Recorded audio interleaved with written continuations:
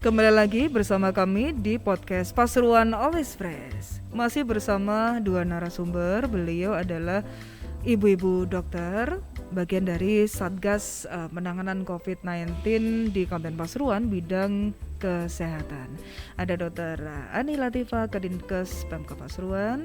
Kemudian ada Dr. Armaru Salina, beliau Direktur RSUD Bangil.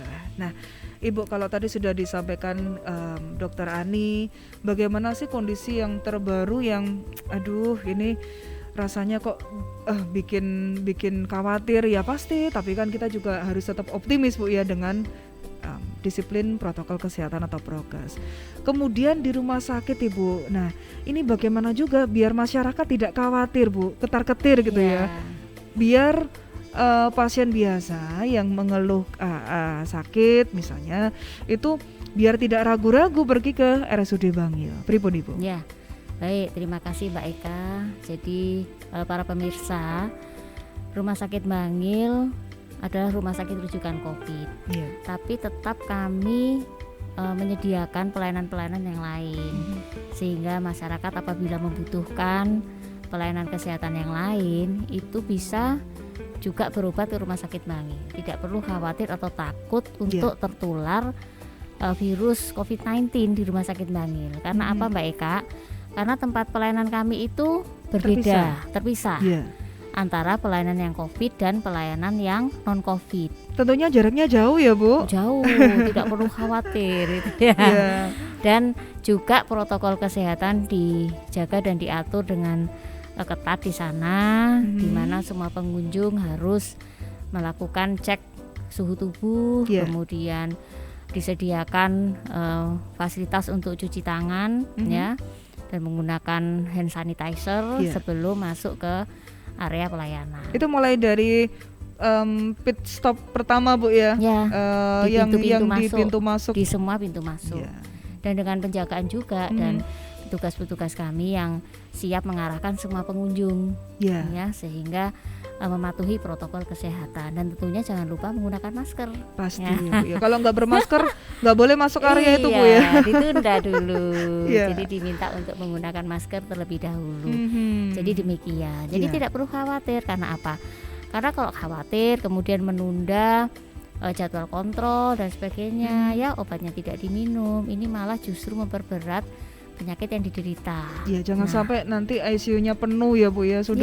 Sudah ada tambahan bednya tapi nanti jadi sekali lagi tidak perlu khawatir gitu untuk datang ke Rumah Sakit Bangil untuk berobat apapun keluhan yang diderita oleh masyarakat.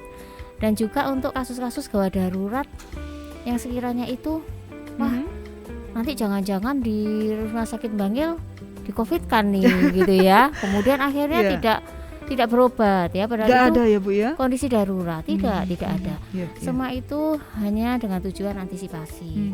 Maka kenapa kok pasien-pasien yang ada di IGD itu apabila seandainya ini mengarah ke gejalanya ke arah COVID ya, kemudian di pemeriksaan fototorak itu ditemukan adanya radang paru-paru, tentunya kita wajib melakukan pemeriksaan. Apakah itu pemeriksaan rapid antigen ya atau swab PCR ya. Tujuannya apa? Tujuannya kalau segera ketahuan maka segera bisa mendapatkan pengobatan yang adekuat. Karena itu sesuai dengan alur, kemudian deteksi awal Ibu jangan sampai. Baik. Nah, sebaliknya bagaimana caranya biar rumah sakit Bangil itu tidak overload Bu ya, dari pasien COVID. Coba kita korek-korek ini gali seperti apa sih upaya dari Dinas Kesehatan Kabupaten Pasuruan terutama untuk melakukan antisipasi. Nah, ini kan sudah ramai Bu ya kabar virus varian baru Delta dari India. Itu bagaimana Bu caranya biar ditekan gitu kan lewat upaya yang dilakukan. Pribun Ibu. Terima kasih Mbak Eka. Jadi memang virus varian baru, jadi varian Delta dari India ini sangat ganas, sangat menular, kemudian perburukannya itu cepat sekali. Dan itu justru malah orang-orang muda yang banyak terserang. Jadi harus berhati-hati semuanya. Namun sebetulnya bisa dicegah sih hal-hal tersebut. Yang penting kita tetap protokol kesehatan. Protokol kesehatan harus dijalankan, kemudian membatasi bepergian. Jadi mobilisasi, kemudian keluar masuk kota ini harusnya dibatasi. Jadi tidak bepergian di wilayah yang itu memang zona merah. Jadi sebatas mungkin benar ada yang mengatakan stay at home aja. Jadi di rumah saja. Kalau enggak penting banget nggak usah keluar. Keluar pun harus dengan protokol kesehatan yang ketat. Super ketat Ibu ya sekarang ini. Itu kalau misalnya kita ingin benar-benar supaya membatasi tidak ada penularan ya. Memang tidak mudah untuk masyarakat ini. Apalagi sekarang ini trennya itu yang muncul klaster keluarga. Jadi di keluarga pun sebetulnya kita juga harus menerapkan protokol kesehatan itu. Kemungkinan ya memang kalau sudah satu saja kena di dalam keluarga itu, maka dalam satu keluarga itu akan kena semua. Jangan sampai. Ini tapi hari ini memang yang lagi tren memang klaster keluarga. Lalu bagaimana Bu biar upaya sosialisasi kita selalu ASN di PMK Pasuruan pemirsa itu insya Allah semuanya juga berusaha menjadi contoh yang baik ya di masyarakat dengan sosialisasi prokes dengan ketat, prokes itu keren seperti itu. Tapi bagaimana biar upaya kita semua itu juga gayung bersambut Bu, masyarakat juga ketat menjaga disiplin prokesnya. Pripun Ibu? Penanganan COVID ini memang tidak bisa sendiri-sendiri, jadi harus terpadu semua lini, termasuk kita harus mengajak tokoh masyarakat, tokoh agama untuk bisa memberikan edukasi pada masyarakat ya terkait dengan protokol kesehatan ini, karena ini juga penting. Di mana banyaknya muncul klaster-klaster juga munculnya dari hajatan, kemudian dari takziah yang berkerumun. Hal-hal gini ini tentunya kami berharap kita semuanya saling bahu-membahu, minta tolong pada tokoh agama, tokoh masyarakat untuk bisa memberikan edukasi pada masyarakat bahwa protokol kesehatan itu harus dilaksanakan. Benteng utama ya sebetulnya kalau itu sudah dijalankan itu sudah lumayan. Cuman memang tidak gampang ya, apalagi sekarang ini sudah abai, rasanya sudah lihat kafe-kafe, rumah makan sudah makan seenaknya kayak nggak pandemi ya.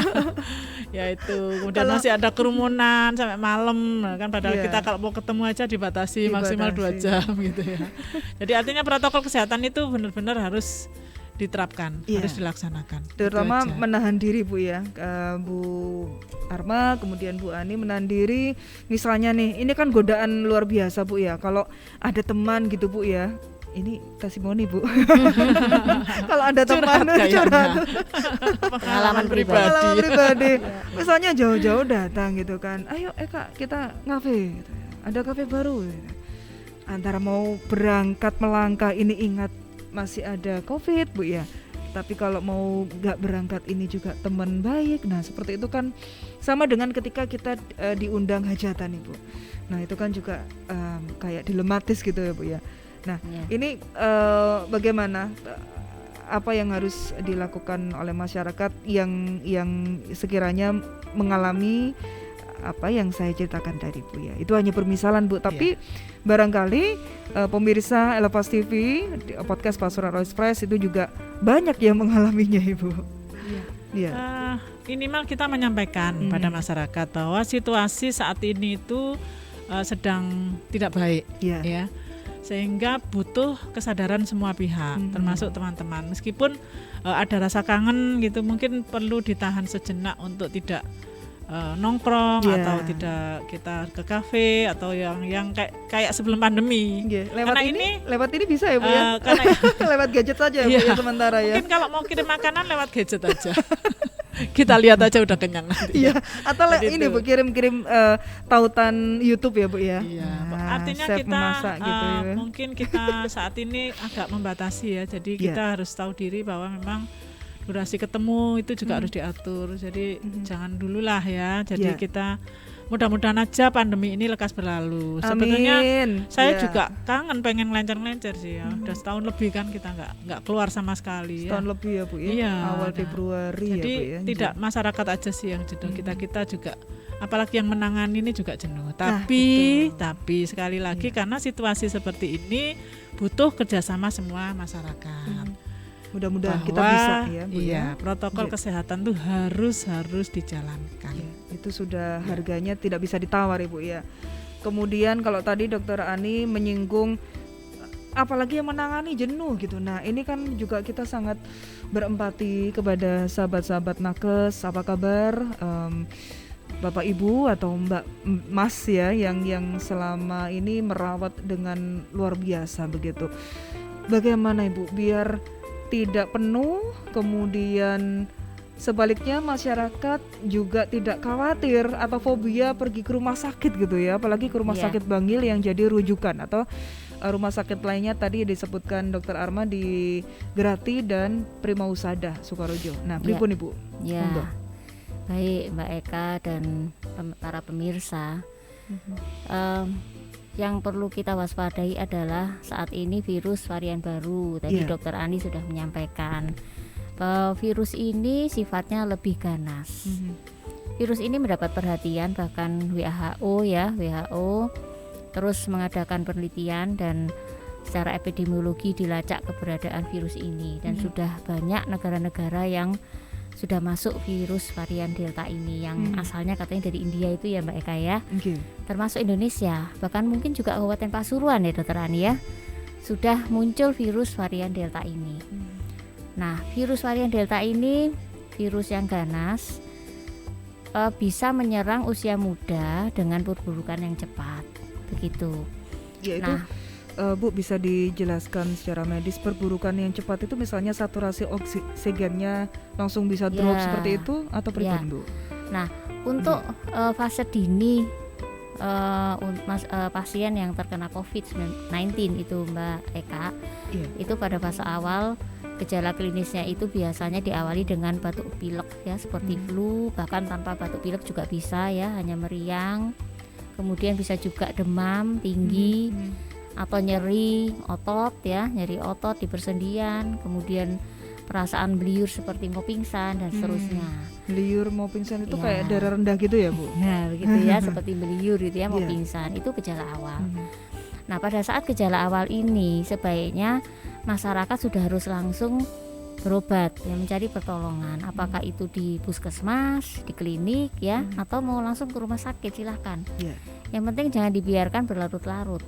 Karena virus varian baru ini itu dengan cepat akan menurun kondisi pasien, begitu. Jadi dalam waktu yang relatif singkat ya, 5 hari, 6 hari ya, itu bisa kemudian berkembang dengan cepat virusnya menyebabkan keradangan pada paru-paru. Bisa berakibat fatal Bu ya. Biasanya masyarakat itu apabila takut untuk mendapatkan pertolongan ya atau berobat di rumah sakit, maka membiarkan sampai kemudian parah baru datang ke rumah sakit. Ini yang berbahaya. Ini yang berbahaya. Selain itu juga akan potensi untuk menularkan pada keluarga yang ada di rumah, keluarga yang ada di rumah ya, seperti tadi disebutkan klaster keluarga oleh Bu Ani. Jangan sampai ya Bu ya. Ya. Begitu kira-kira. Jadi nggak perlu takut semuanya. Tenaga nakes baik medis maupun paramedis di RSUD Bangil juga siap menerima pasien di luar COVID-19 gitu ya. Nah tenaga nakes kita itu semua sudah diberikan vaksin 2 kali Mbak Eka, dengan harapan nanti bisa membentengi tubuh para nakes kita terhadap infeksi virus COVID-19 ya, terutama yang varian baru ini. Tetapi kalau terlalu tinggi juga jumlah virus yang diterima oleh para nakes kita itu juga tidak baik ya, masih ada risiko untuk tertular juga sih. Nah kami sudah melaksanakan pemakaian APD ya, alat pelindung diri yang sesuai prosedur. Berapa lapis sih Bu? Nah, tergantung bekerjanya di area mana, itu kita ada SOP-nya semua itu Mbak Eka ya. Nah, itu harus dipatuhi oleh semua nakes kita sehingga tidak tertular oleh virus ini. Gitu. Itu bagian dari upaya yang terus dimaksimalkan Ibu ya oleh RSUD Bangil. Baik.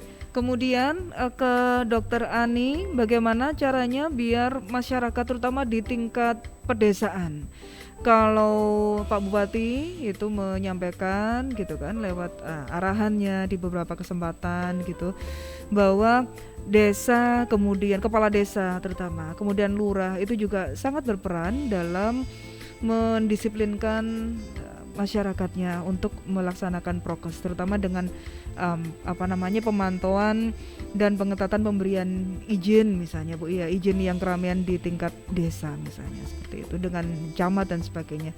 Pripun Ibu? Ya, terima kasih Mbak Eka. Di desa, di kecamatan itu kan ada satgasnya juga. Okay. Jadi ada satgas tingkat kecamatan, ada 3 desa. Jadi mereka lah yang lebih dekat dengan masyarakat langsung, bisa tahu kegiatan langsung masyarakat, dan mungkin dari sana mereka harus bisa mengendalikan. Jadi manakala memang ada kegiatan yang dirasa nanti akan menimbulkan kerumunan, mungkin harus disarankan untuk membatasi pengunjungnya supaya protokol kesehatan bisa dijalankan dengan baik. Tetapi kalau memang tidak bisa, ya mending dibatalkan saja, ditunda lah. Kalau misalnya itu kegiatan yang masih bisa ditunda, ditunda nanti sampai situasinya memungkinkan. Demi kebaikan bersama Ibu ya. Kemudian Satgas Desa ini saya kira semuanya sudah ada dan semuanya aktif ya.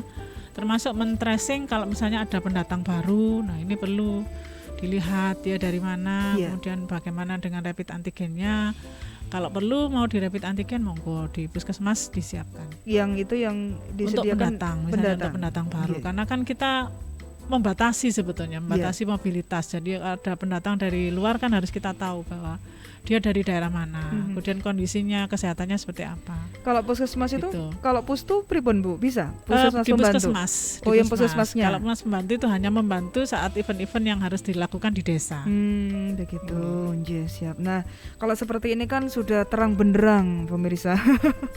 Dari yang awalnya pahamnya itu ibaratnya kalau gelas ini separuh gitu ya.